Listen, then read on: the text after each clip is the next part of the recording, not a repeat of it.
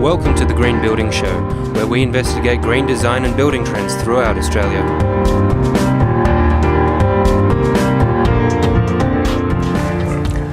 This week, I speak with Gavin Hepper, the owner of award-winning kitchen design firm, Concepts by Gavin Hepper. And he's going to explain how we can really get the kitchen of our dreams.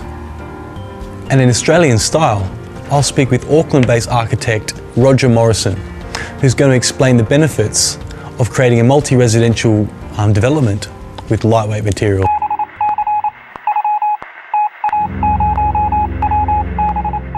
Okay. I'm here today with Gavin Hepper. He's the owner of Concepts by Gavin Hepper, an award-winning design firm based in Wollongong. Thanks for being with us, Gavin. No problem at all. Cool. And we're here today, we're talking about kitchen design trends and what it really takes for someone to get the kitchen of their dreams, I suppose. So tell us, what are the fundamentals of good kitchen design, Gavin? Well, the fundamentals of good kitchen design will differ depending on what process that you're undertaking. First of all, really, Australian standards. We've got a standards there for a reason. They need to be in consideration.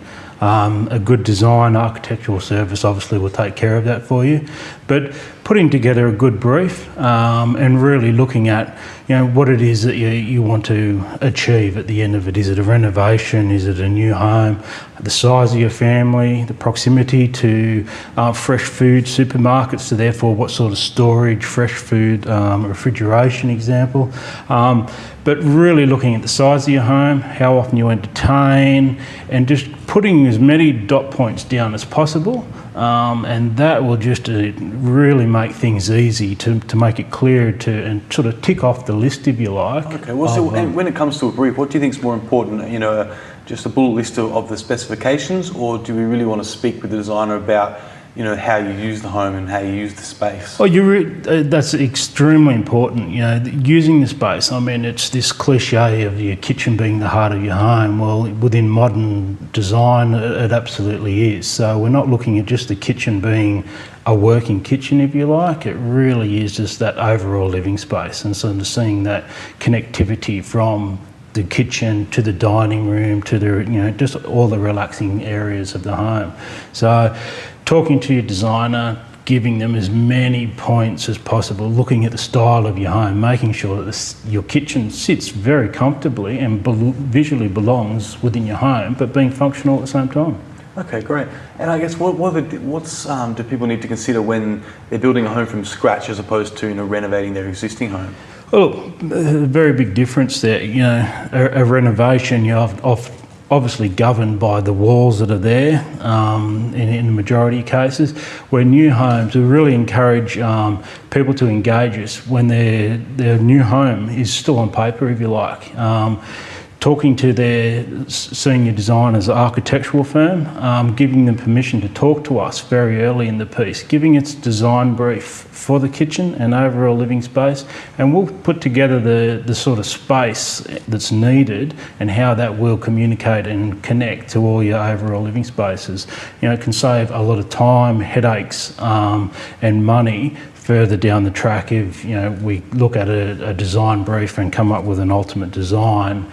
Once the property's already been sort of constructed and built, if you like, it can get a little bit annoying for clients in some cases. Okay, great.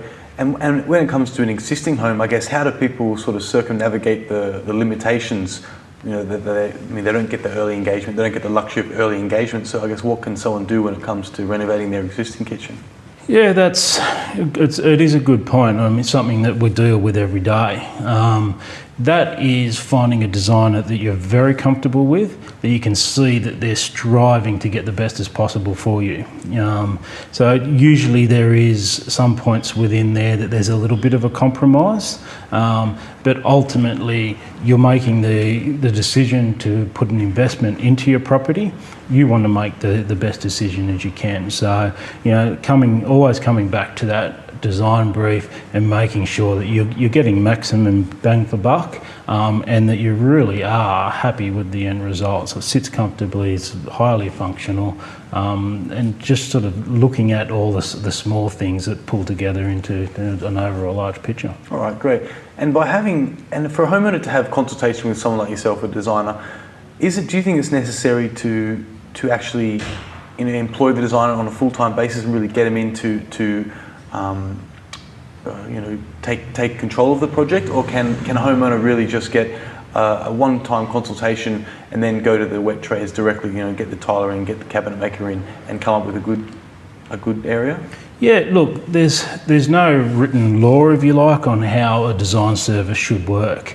Yes, you can pay an hourly rate and just fee for service, if you like, for any designer out there. It really comes down to the confidence that the clients have within themselves, and the ability to pull together textures and colours and different sort of layering and levels. We're finding the majority of people that want that ultimate dream kitchen really want to engage us for the whole service. So that's from the initial design right through to the final inspection, the QA check on the whole job.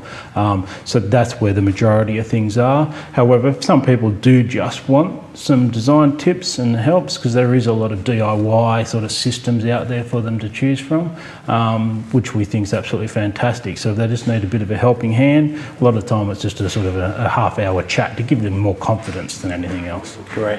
And in your opinion, what is the most important aspect of kitchen design? Most important is that it meets the needs of the homeowner. If it doesn't meet the needs of what you do every day and the way that you live your life, it's absolutely useless.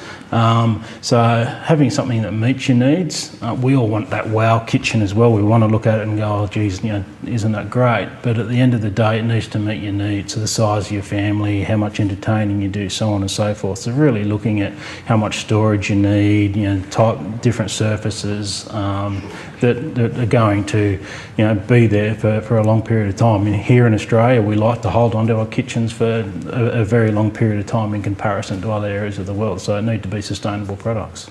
Okay, great. And on that sustainability point, how much of an influence does sustainability play inside the kitchen? Look, we're getting a growing number of clients at the moment which within their design brief is sustainability, is making sure that the products and materials that we're using do meet certain eco specification standards, which we definitely applaud, there's no doubt about that. So, look, being a professional designer, we're sort of getting all those materials passed across our desk by the importers and suppliers on a daily basis almost. So that's definitely an advantage from the design service. And do you think a good kitchen design actually has the power to improve the lifestyle of a family or a homeowner? Oh, absolutely. Look, if we take our job on seriously and really listen to what the clients are wanting. We spend a lot of time within our clients' homes sort of getting to know them and the broader family as well, and just to see how they go about their day-to-day life. We're finding a lot of, especially family with kids, the morning breakfast period is probably one of the most chaotic periods of the day, where everyone's getting ready for work, at school, etc. So a lot of designs will be sort of put together specifically for that AM period of the day, where most of us seem to think that the kitchen's mostly used within an evening period. So taking on a kitchen designer, that's where the benefits are, and we can really pull together all those materials and look at the European trends and really just place everything sensibly. And most design is done by zoning, so looking at each zone, so whether it's cooking zone, preparation zone, storage zones. So if you've got multiple users within one space, everyone can be there comfortably sort of doing their thing, save this annoyance of everyone's in my way sort of thing. Great. Gavin Hepper, thank you for your time. No problem, thank you.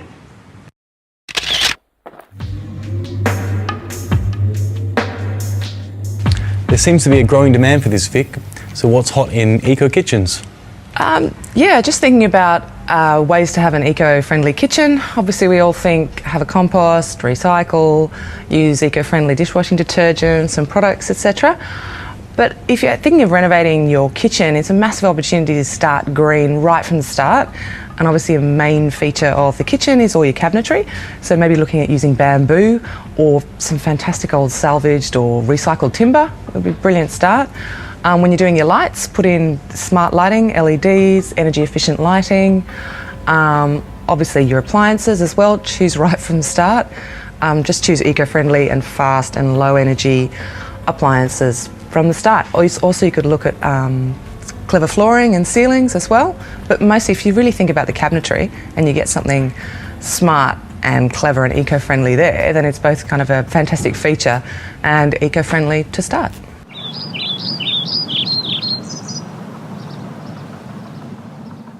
I'm here today with Roger Morrison. He's the principal of Morrison Architects based in Auckland. Thanks for being with us, Roger. It's all right, my pleasure. And we're here talking today about the Anaki Street Townhouses, which is a lightweight multi-residential development. Can you tell us how this project came about and what was the brief from the client? The brief from the client was to build a lightweight construction, some townhouses on a difficult sloping site, and we felt something like this that follows the contours of the site and gets as much square footage onto the site as possible was the ideal solution. All right, great. And do you think this multi-residential take, especially in the Auckland area, are you sort of challenging the norms with these types of developments? Not really. I guess all we're trying to do is get something that the market accepts as a good quality exterior cladding for a house. Okay, and I guess, and what are the advantages of using lightweight material in a climate such as Auckland's? The advantage are the speed of construction, ease of cladding and painting, and speed of construction. Okay, and what about sustainability credentials of the development? The what, sorry? The environmental sustainability. Is there any of those factors which were factored into the development stage? Yes, the sustainability was part of the selection process, which chose the materials from. Okay, great. And it's quite an unusual design. What was the developer's aim with the site? The aim of the design was to provide some contemporary dwellings and maximise the potential of the site. So the design of the units basically follows the profile of the site to get the maximum height and volume into the buildings. Okay. So was it a matter of the most bang for the buck in terms of the property size, or were you looking for some as along with aesthetic appeal? What was the priority with the project? Combining the aesthetic appeal with to get as much interior volume as possible into the buildings, okay, the houses. All right, fantastic. And do you think a similar project a similar design or ease of construction would have been the same if you had used heavyweight materials rather than lightweight? I think probably easier with lightweight because we had steps in the floor level, and it was easier to follow the profile of the land with something that was a lightweight construction rather than a heavyweight construction, which usually works better on a flatter site. Great. Roger Morrison, thank you very much for your time. It's all right. Pleasure.